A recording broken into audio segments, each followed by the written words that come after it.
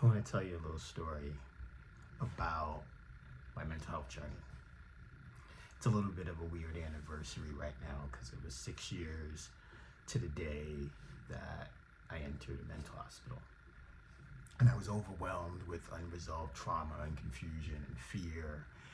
And when I left the hospital, I had resolved to do two things. I wanted to really understand my mental health and the mental health of my bloodline so that I could overcome 3 generations of mental illness in my family where someone was hospitalized because of their mental health. And the second was to recommit a connection to my spiritual self that's not defined by a religion, but is defined by my individual, intimate connection with divine source.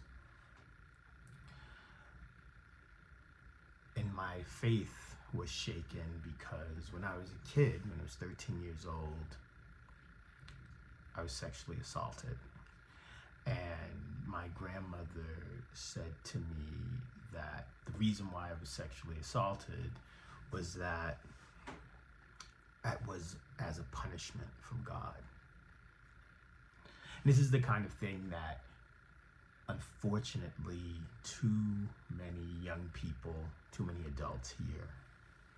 The idea that God is a punisher.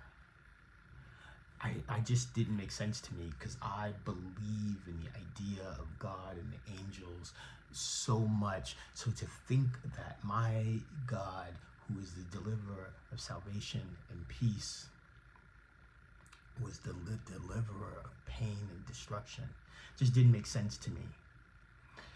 I could not decouple my hatred for religion and my individual unworthiness as a sexual assault survivor.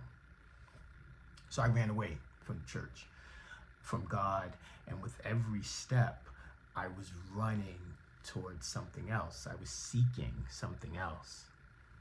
And in some ways, I was also running away from myself, right? I became the devil's #1 draft pick, and I was behaving in the complete opposite of God's teachings.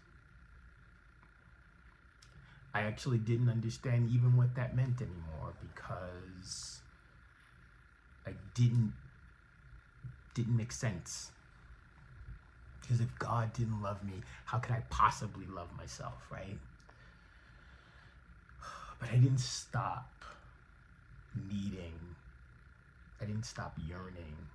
for the connection to source.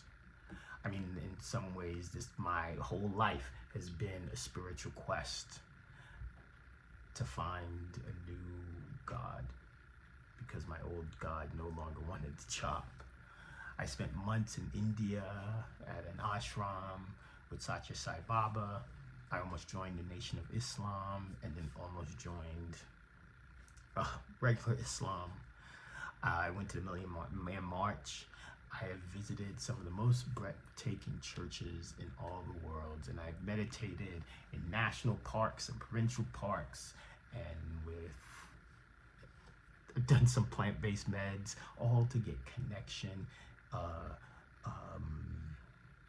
to something deeper.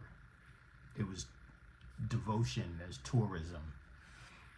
I thought that God had left me all those years before ending up in the hospital. And what I learned is that the God and the goddess, the angels and the ancestors, they were always present. There's no way that I could have made it this far without them by my side. When I moved up to the hospital, the first person I met was a woman named Lori Ann. I was awkward and nervous and just the way like a first timer would walk through prison, I guess. And this woman came right up to me, and she was the ultimate mother hen, and she was like the patron saint to all of us patients. She led the daily prayers. She set up the social calendar in the day room. She made sure we all gathered for movies. But before I knew anything about that, because I hadn't been there yet, she put her arms around me and she whispered, "God is greater than my storm."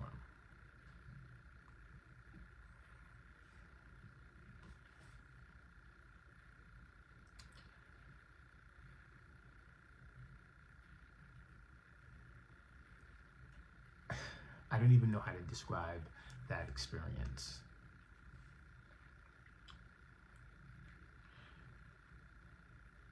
I guess it's like hearing "I love you" for the first time. Something that you have been longing to hear, and now here it is. My insides melted in that moment, like the crust on a macaroni. It was like, like if you just peel it back, you get all the gooey, that tougher shell, and you moving away, and you just, to the gooiness of my emotions.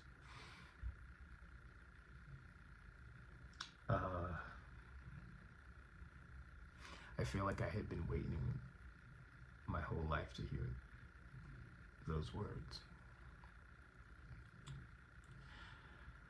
And since then, I've heard the voice of God, and angels, and the ancestors every single day since then.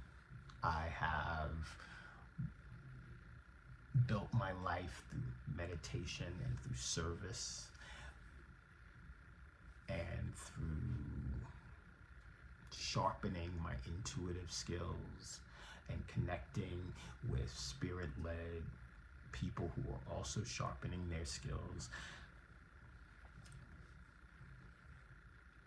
and through ancestral veneration, I am able to transcend all of these old thoughts about me, who I am, what I am.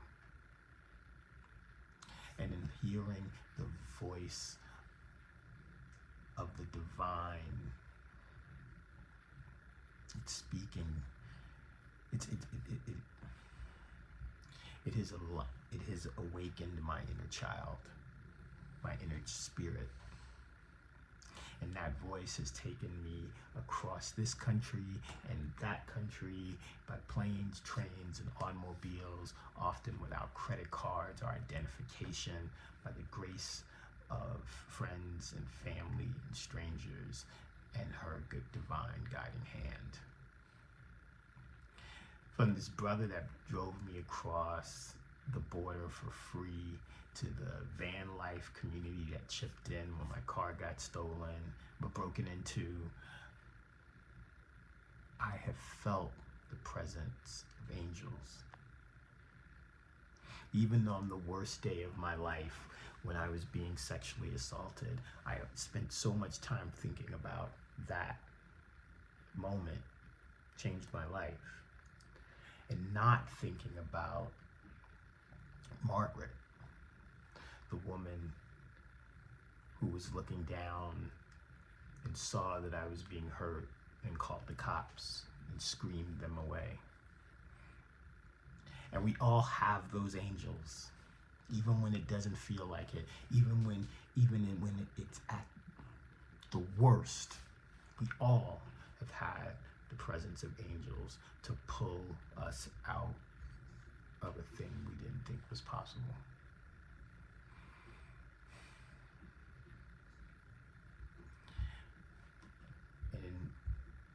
These last 6 years have been about pulling back that crust on my mac and cheese.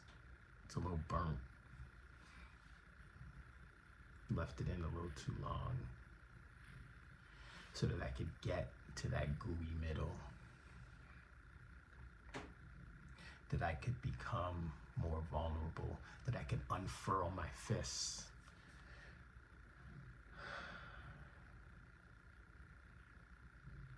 And I do that by giving gratitude to the angels and ancestors, the gods and the earths and the goddesses, because I wouldn't be here any other way. I am connected to and a part of something greater than I could have ever thought possible, than I could have ever dared possible. Ever dared possible. And now I know that it's my responsibility to give back and be of service and take the lessons that I've learned from these 5 years and put them into a way to help the next person look back, which is all of our responsibility. There are so many people suffering in silence, in the dark, in the dirt, in the muck, shit.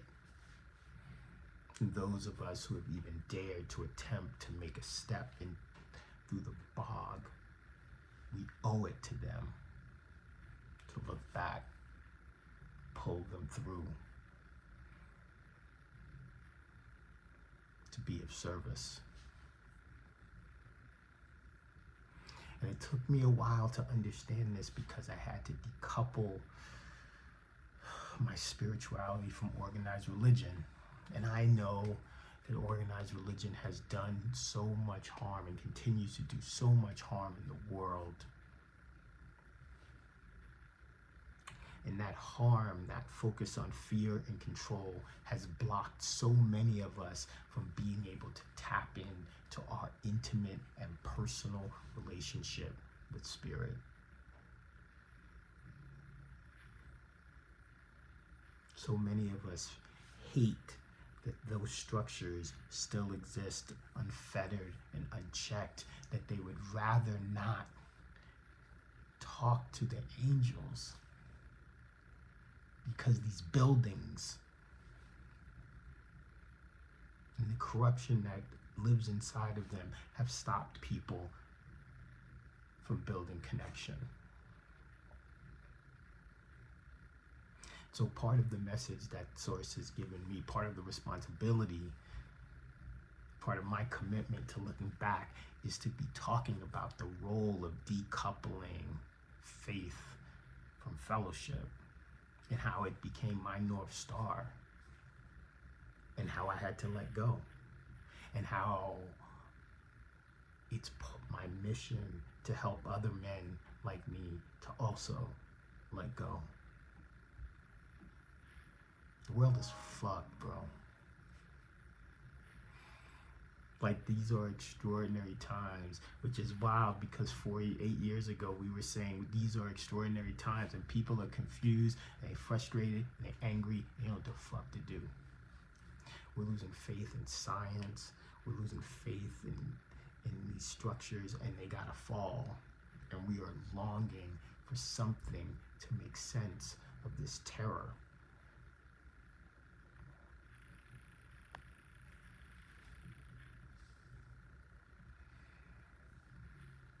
And so I'm gonna do my part.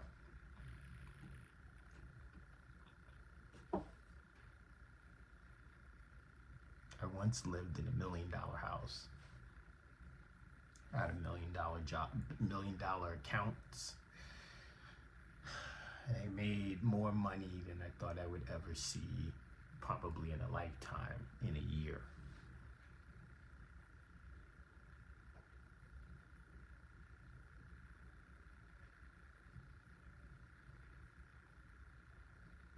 And I lost it all.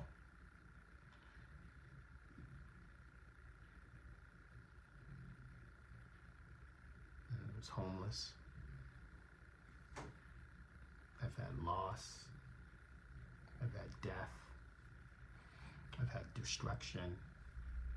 I lost my business.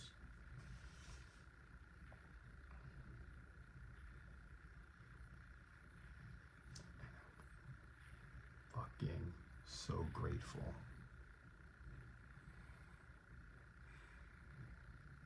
because I surrendered to the idea that every single thing happens for me, not to me. And I accept that everything that is happening to me is for my greater good. That's a wild thing.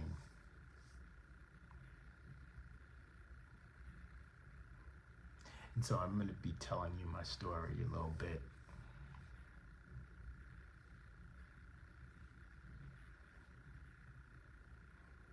That's all I have to say for now. Peace.